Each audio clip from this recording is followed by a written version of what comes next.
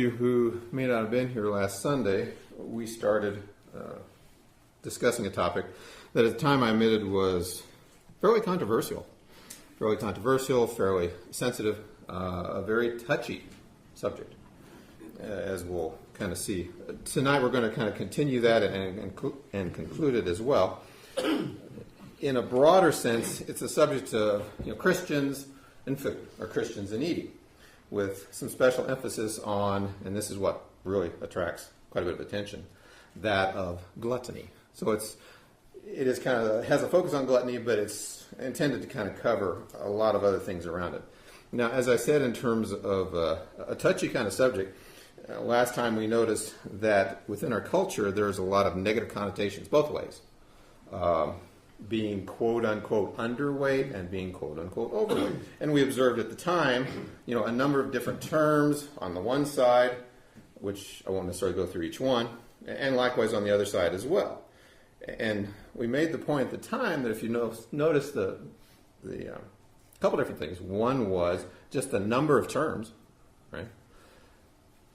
Under the overweight category, pretty fair number. Lots of terms, lots of slang terms, and we know how people may think it, but kids in school can be really harsh and cruel, etc. And it's not fair, but often that's the way it is. And a much smaller number of terms on the right side. We also notice the emotional content. The ones on the right side seem to imply some degree of empathy or sympathy or whatever, and the ones on the left are like, we're not going to cut you any slack at all. It's a very negative kind of thing. Anyway, within our culture. The number of topics that we have to cover at the time, a lot of different topics, related to Christians and food in general, and gluttony in particular.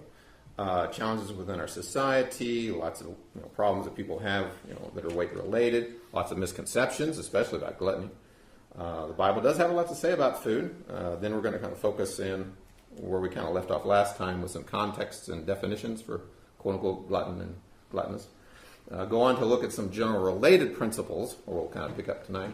A number of different applications, Bible examples, some warning signs, and then conclude with how to overcome some of these temptations.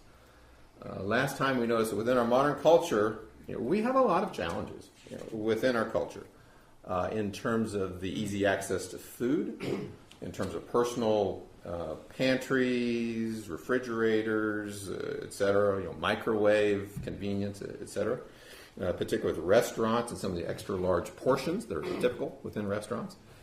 We notice that it's often embedded throughout our culture, TVs, snacks at works, holiday season, etc.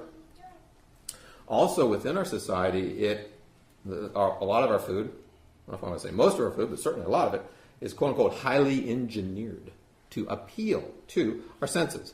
What I often say, crunchy, salty, sweet. You hit those three, and it's like hard to stop. Fat, sugar, flavoring, very calorie dense, so to speak. And we also notice that with our modern lifestyles and convenience and affluence and whatever, we often live a somewhat sedentary life. We're not expending a lot of energy in a lot of situations like office-related kind of work, leisure time, video games, etc. And as a result of those challenges, last time we noticed that we were in the middle of what is quote-unquote an obesity epidemic. We noted that roughly $66 billion spent on a number of different things related to food, dieting, weight loss surgery, etc.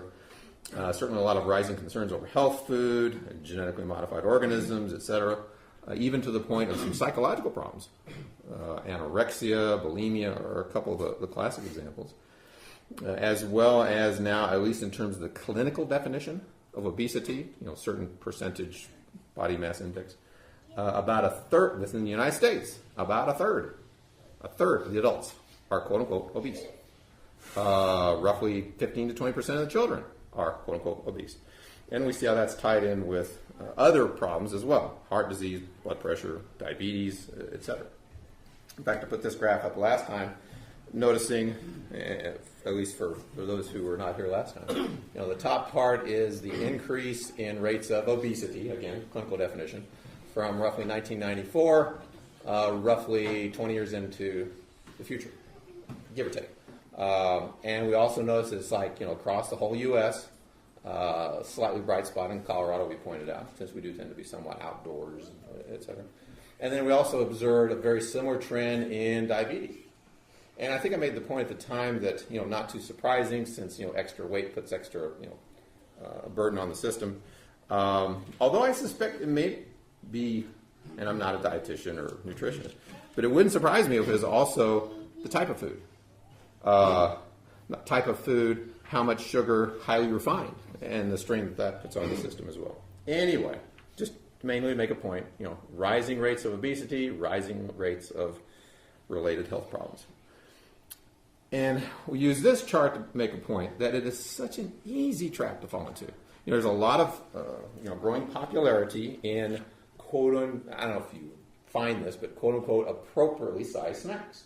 And we made the point that sometimes they're healthy, sometimes they may be not quite as healthy. But the point at the time was 100 calories, right? In fact, when I do some of my jogging or some of my running, they have little 100 calorie, little tiny packets that are like an energy kind of a gel, right? And they're just not very big at all, 100 calories. And we made the point at the time that, quote unquote, it's only 100 calories. And at least mathematically, if you run the numbers, 100 calories a day, so many days per year, so many calories per pound of fat, etc., that only 100 calories works out to about 10 extra pounds a year.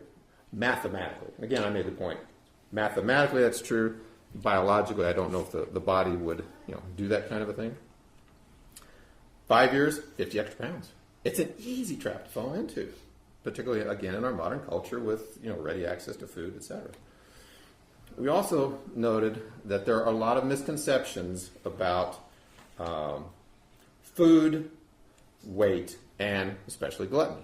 And we noted a number of them. If you're overweight, by definition, you're a glutton. Not true. It's a misconception. Likewise, eating a big meal, eating food that's too rich, eating food that's too expensive, gobbling your food down, eating too early, which I found in the literature was interesting. And I said a lot of this comes from a bias perhaps from the Middle Ages. Certainly it was one of the quote-unquote 7 deadly sins under Catholicism. And certainly in some ways is related to a degree of asceticism, denying the body. We've certainly seen that in terms of our study of 1 John in the adult class on Sunday mornings, the Gnostics and the Stoics, etc. In fact, this last one, eating too early, they might classify you as a glutton if instead of eating at, pick a time, 6 p.m., you decide to eat at 5 or 4 because you just couldn't wait. Again, misconception. A lot of misconceptions. We even see that reflected in some modern definitions. Again, modern definitions, not Bible definitions that we'll get to in a little bit. Habitual greed, excess in eating, greedy, or excessive indulgence, according to Merriam-Webster. Wikipedia, we noted to gulp down or swallow. At least within their definition, overindulgence and overconsumption of food, drink, wealth items. In fact, I was talking to a Catholic at work, and has mentioned this particular topic, and she's the one that said, oh yeah, well that's like, not only eating too much, but drinking too much, and, extravagant wealth kind of items. Like, I don't remember reading that in the Bible. Anyway, but the real question is, speaking of the Bible, what does the Bible have to say? What does the Bible have to say, especially about gluttony, but not just gluttony, surrounding things, Christians, eating, food, attitudes, etc. So, last time we noted, right off the bat, blessing from God. Sense of taste, sense of smell, hunger, appetite. Those are all blessings, given to us by the Creator. Last time we also noticed that, food as well is a blessing. Initially vegetarian, within the Garden of Eden. Later on after the flood, meat added in. There are commands to enjoy food from the Old Testament. Ecclesiastes 2, chapter 2, chapter 3, chapter 5. Certain reward under the sun from the hand of God, eating, etc. And in contrast to that, 1 Timothy 4:3, a certain group of people, ordering people to abstain from certain foods, which, if you'll notice at the very end, God created to be received with thanksgiving. It's a blessing, be thankful, etc. However, we also notice that it also comes with a danger. Not too surprising. A lot of our natural senses or tendencies, whatever, blessing from God, unless they start to be misused or abused. That's no big surprise there. Certainly we saw that the food was at the center of Genesis 3 and the fall. Lust of the flesh, lust of the eyes, etc. Also we noticed it was associated with Sodom and Gomorrah. And at the time we said, last Sunday, that you mention those two cities and your mind really goes over to homosexuality.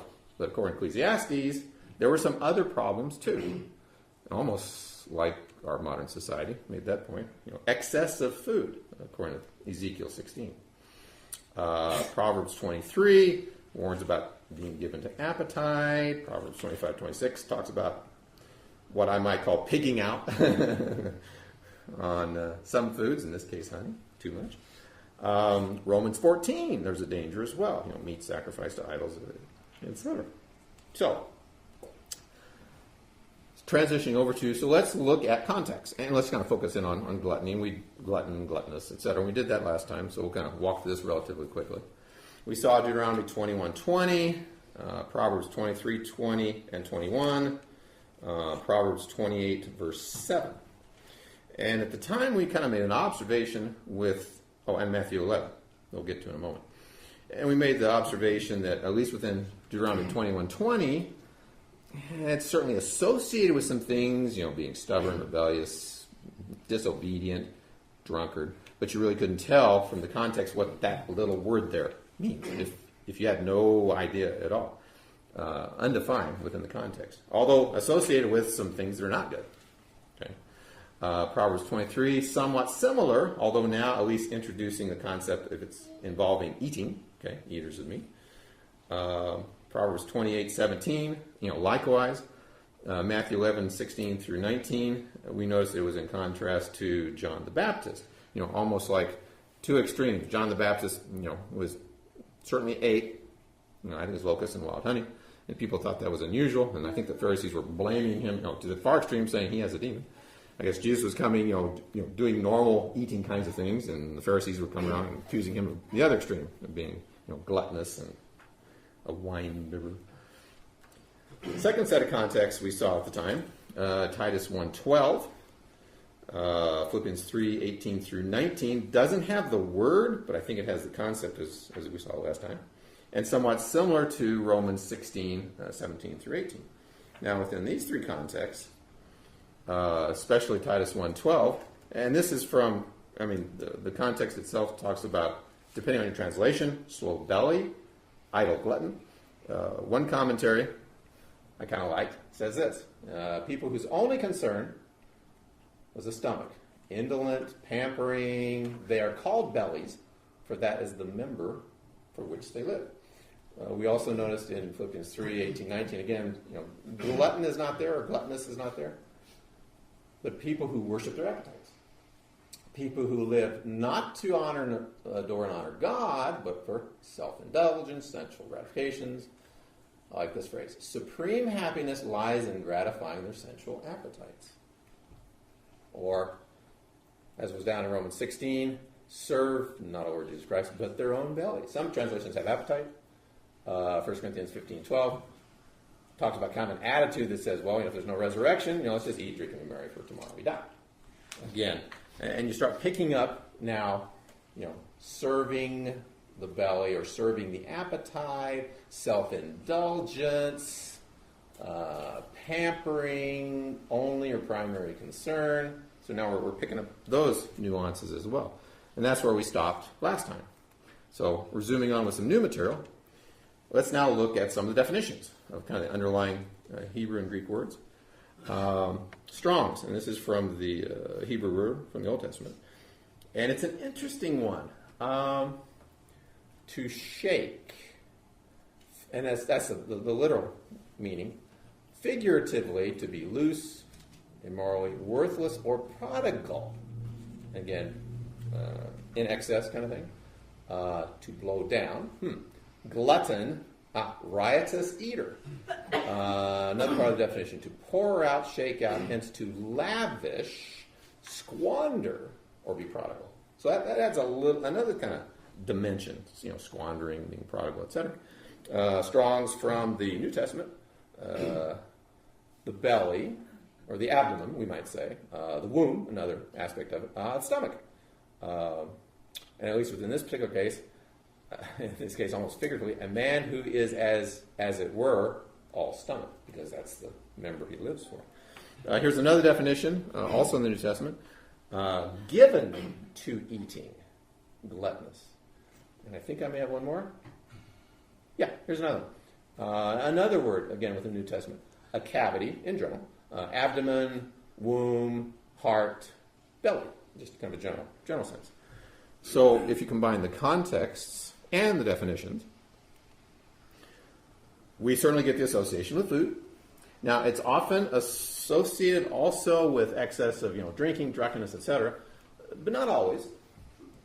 But always with a negative sense. But here's where I think the kind of the key pivotal aspect is serving their appetite, serving their eating, or given to eating, pampering themselves, self-indulgence, overindulgence, addicted. Oh, okay. Fairly strong terms.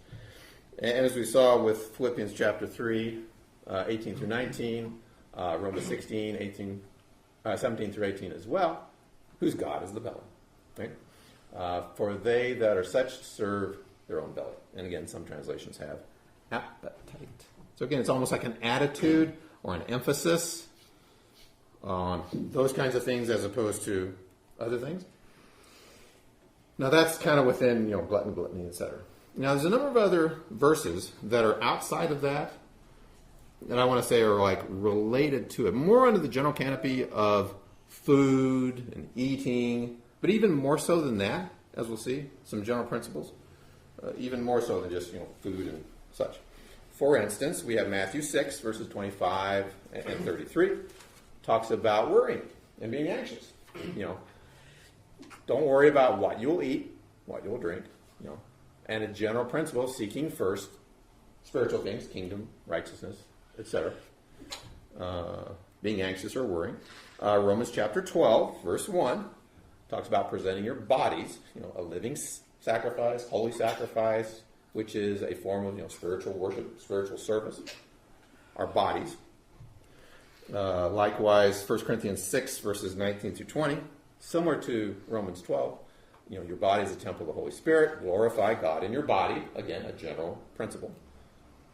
1 Corinthians 9:27, disciplining your body, making it your slave. Again, speaking to self-control. And likewise, another general principle, Romans 12:17, respecting what is right in the sight of all men, and trying to be sensitive to people's perceptions, etc. Now, we take these kinds of verses, and we turn around, and I think correctly apply them to a wide variety of different situations. For example, we talk about tattoos and piercings, and we come over to Romans 12 and talk about our bodies and using our bodies appropriately, right? We talk about smoking and drinking and drugs, and likewise Romans 12, 1 Corinthians 6, 1 Corinthians 9, right? And we make a point that even though smoking for sure, drugs to maybe a slight extent, aren't really mentioned in the Bible, but we have some general principles, right, that would argue against doing things in general that would harm the body. Okay, got that. Even to the point, and this I'm not meant to step on toes, but if you can't do anything in the morning until you have a few cups of coffee, and your body is really, really needs it, or we talk about being addicted, quote unquote, to soda or energy drinks, well, if you're doing some things in excess that are starting to have, a problem with your body, for instance, or somewhat lack of self-control, we make those points, and I think correctly so. Even things like hair and makeup and jewelry, being anxious for certain kinds of things, as an example, taking things to excess, we make those kinds of points correctly, I believe. Video games, hobbies, sports, again, we make points about, seeking first his kingdom, relative priority, relative emphasis, And we use these kind of general principles to say, if you're spending massive amounts of time on these things, you need to reevaluate your priorities, etc. Excessive time at work, make those kinds of points. Even sexual activity, within the context of marriage, or even with the context of being single and pornography and lust and all that kind of stuff. Some of these, presenting your bodies, body's the temple of God, etc. And we make all those points, and again, I think correctly so. Excessive sleep, right? All different kinds of stuff. Yes, and even food, right? In terms of general principles, right? So, in some ways, if we're being very anxious about food, or if food is like a very high priority, or the highest priority in our lives, if we're doing things with food that are somewhat detrimental to the body, or not glorifying God in our body, or if we lack self-control, etc., or doing things that other people are looking at and going, that just doesn't look right. For example, we apply that to food, eating, etc., general principles. So how do we make applications of, general principles, and more so some related to, eating in general, and then, within the very core or the very center of gluttony? Well, we can make several. What about worrying? Not having enough to eat. Well, okay. Matthew 6. Relationship between Christian and their food, excessively worrying about it. Now, within our culture, we don't have that problem. Almost generally speaking. Some other cultures, some other countries, yeah.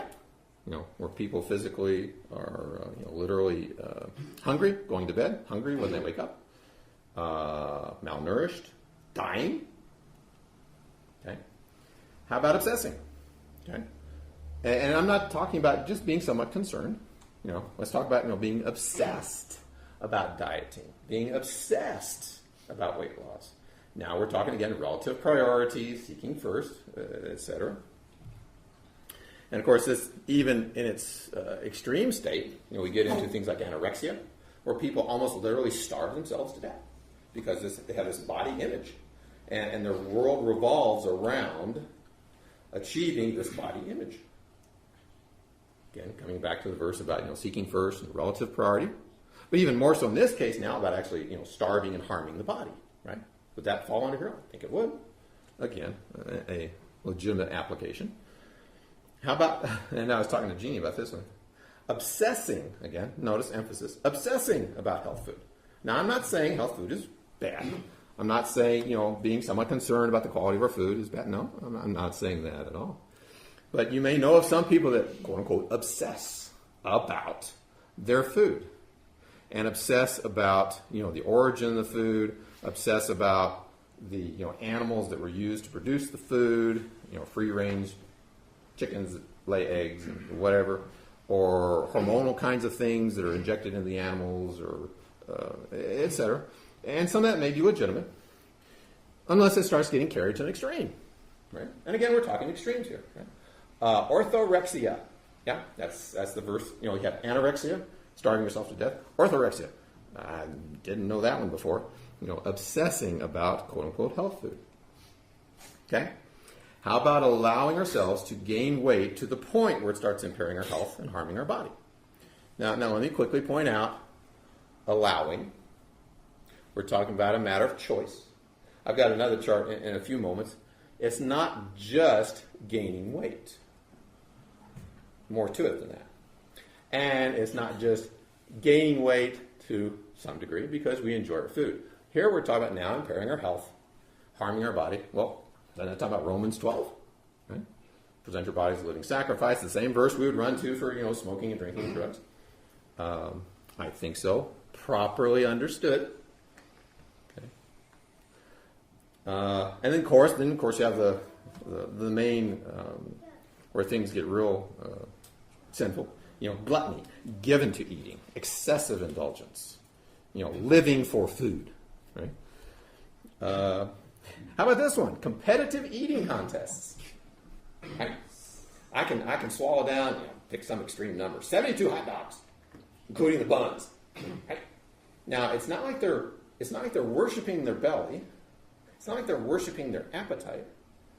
But is it bad in the sense of harming the body? Well, potentially.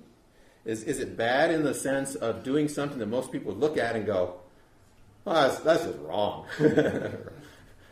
So many hot dogs, so many hamburgers, so many, whatever. Does it fall into the category of one of the Greek words of, and I forget, the prodigal or wasteful or whatever? Well, I would tend to think so. And then, of course, we get into one of the extreme cases of bulimia, where people will, sometimes it's called binge purge. Binge and sort of eating lots of food and then getting rid of it. Okay? Which often has some psychological problems associated with it as well, in addition to some degree of lack of control and perception about body image, certainly wasteful in some cases. A lot of different applications that we can make. And not, again, I said it earlier, and I'll say it again. This sermon is not just about gluttony, right? It's about Christians and relationship with food and with eating. And so, we see certainly gluttony is one of the applications. But, there's some other non-gluttony kinds of things that we need to be careful with. Okay. And maybe this is key. Worrying about these things, obsessing about these things that are excessive, can you put a number on that? I can't. It's somewhat subjective.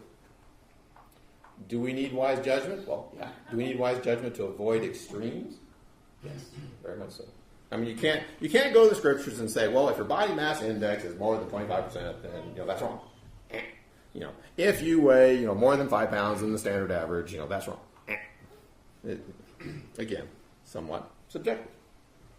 Requires some wisdom. Some examples from Old and New Testament. People that had, I don't know if I want to say eating problems or problems with food, but let's kind of see what we got. Well, we've already mentioned Eve, right? Genesis 3. Fruit of the tree of the knowledge of good and evil. Looked pretty good. And something to be craved for, etc. We already mentioned Sodom and Gomorrah as well, Ezekiel chapter 16. How about Esau? Here's an interesting one. And again, not in terms of quantity of food, probably not in terms of, very expensive, rich food, but more like an attitude. Right? What comes first? Relative priority. Genesis 25, verses 30 through 34, as well as Hebrews chapter 12, verse 16. You may recall the incident. Esau comes in from the field and says, comes to Jacob's tent, whatever, feed me some of that red pottage. I assume it'd be like a soup of some kind. For I am faint. And of course, Jacob, seeing an opportunity, says, okay, fine, I'll give you a bowl of soup. Just sell me your birthright. And Esau said, I'm about to die. What profit shall this birthright do to me? Of course, later on, he realized his mistake. But again, relative emphasis, relative attitude, wasn't what it should be. How about Israel? Here's a good one. Numbers chapter 11, verses 4 through 6, along with Psalms 78. And this was, in the wilderness, the mixed multitude. I like the phrase, lusted exceedingly, for what? Well, keep reading. Children of Israel wept also, said, who will give us flesh to eat? They wanted meat. And they said, we remember back in, slavery in Egypt, where we had the good life. Not. We remember the fish, which we ate in Egypt. The cucumbers and the melons and the leeks and the onions and the garlic. Oh, it's so great back there. Really? I like this last phrase. Our soul is dried away. How sad. There is nothing at all save this manna to look upon. Now, wait a minute. What was manna?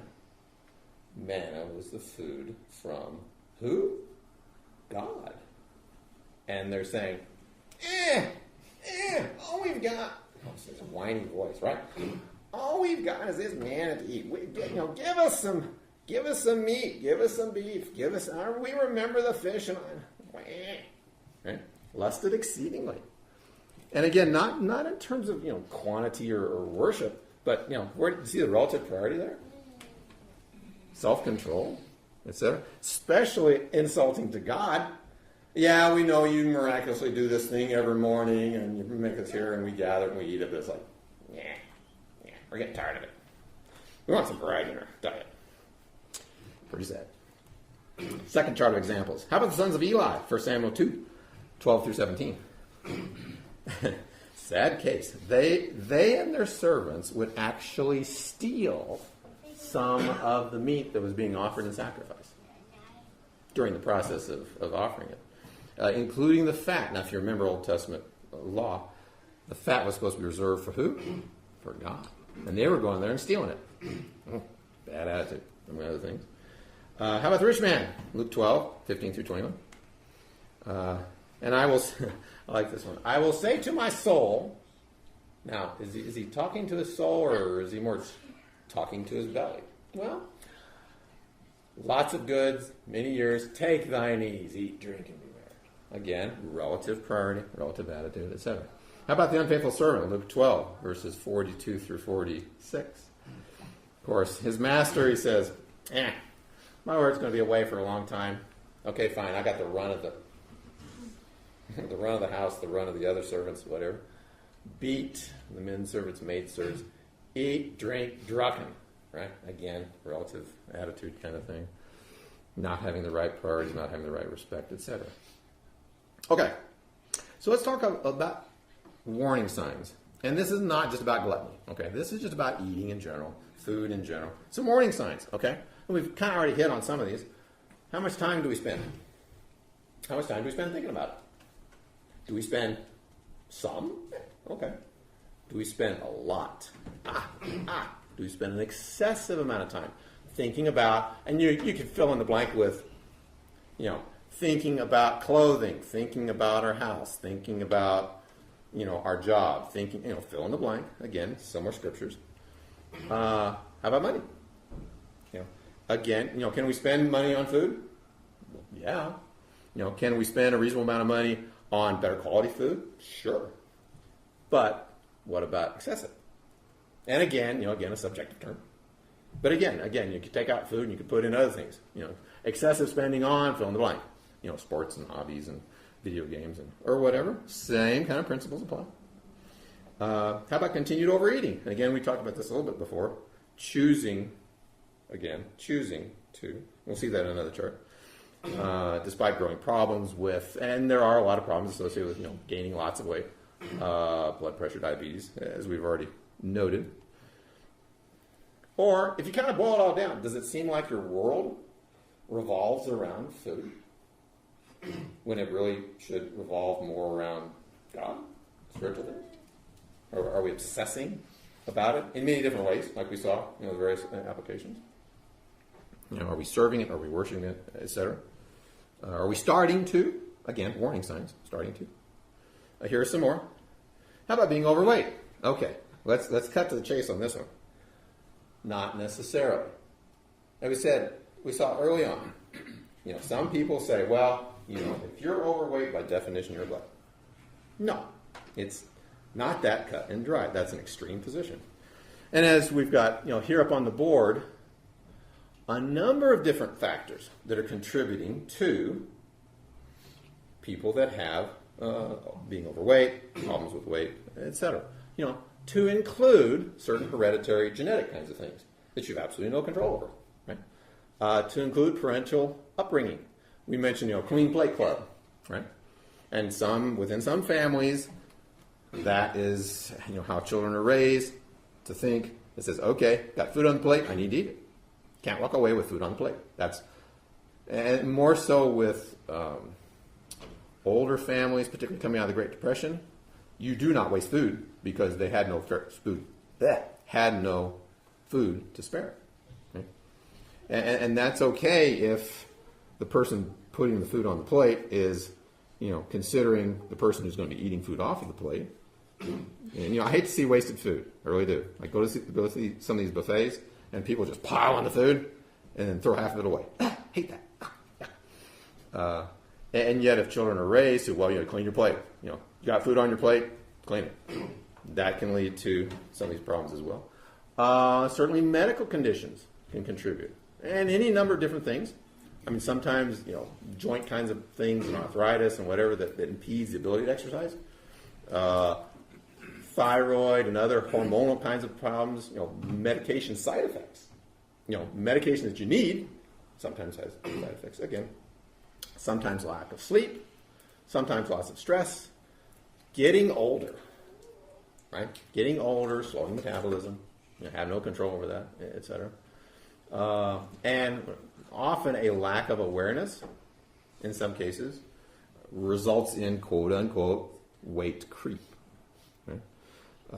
In fact, it's one of those, it's like, I don't want to say mindless eating, but it's like, you sit at the dinner table, or you sit down in front of the TV, and you grab a bag of, whatever it is, chips. Chips are good. Again, salty, crunchy. And you start, you're watching TV, and you start eating. And you're watching TV, and you're just kind of eating. And pretty soon, the bag's gone. You didn't even really stop to think about it. Again, is being overweight indicative of a person that is a glutton? No. Is it indicative of a person that has a spiritual problem? No, not necessarily. A lot of contributors, potential contributors. Here's a key thought, though, I'll leave with you. Do we use some of these as excuses to justify enjoying and eating lots of good food? Now that may be an area for self-examination. Yes, we may have legitimate problems. Or do we use these kinds of things as, well, sometimes I indulge myself. Okay, and again, we're talking about attitude. We don't want to use these. I mean, if these are legitimate, sure. Do we want to use as excuses? Okay, now that's a different matter, right? Got to be careful. Okay, how to overcome. Next to the last chart. And like lots of things that we see as temptations or habits or things we're in the rut of doing, like we saw earlier, application of the same principles, whether it's food, sleep, work, whatever, any sort of habit or temptation, very similar here, right? Being mindful. Mentioned about mindless eating in front of the TV kind of thing. Just be mindful of these kinds of things. Mindful of, like we said earlier, with some of the only 100 calories, a little bit over some prolonged period of time, and weight will start to creep up. Just needing to be mindful of these kinds of things. Sometimes medical attention, right? In terms of hormonal kinds of things, or maybe digestive problem kinds of things, or arthritis kinds of things that impair exercise, etc., may involve the need to seek medical attention. And like with any temptation or habit, just watch out for quote unquote triggering situations. That's just good common sense. As is replacing one bad habit with another. And of course, people who are sensitive to their weight, they kind of realize that already. Like substituting one food for another, like some of the better veggie kinds of things, carrot sticks instead of cookies or whatever the case may be, and substituting one habit. And again, notice, emphasis, habit. It's sometimes we just get in the habit of doing it, and we need to be mindful of it, realize we're doing it, and then start making often small. And there's a phrase going around: life hacks. Small changes, incrementally making some changes, swapping out over time. It's more sustainable. I mean, one of the things that makes absolutely no sense to me, people go on quote-unquote crash diets. I'm going to go on the grapefruit diet. I'm going to eat nothing but grapefruit for a month. It's like, doesn't make sense, right? It's not sustainable, right? It's not a lifestyle kind of change. And that's what we're kind of talking about. Prayer, of course, available to faithful Christians. Encouragement from fellow Christians. And, you can just go on and on. Right?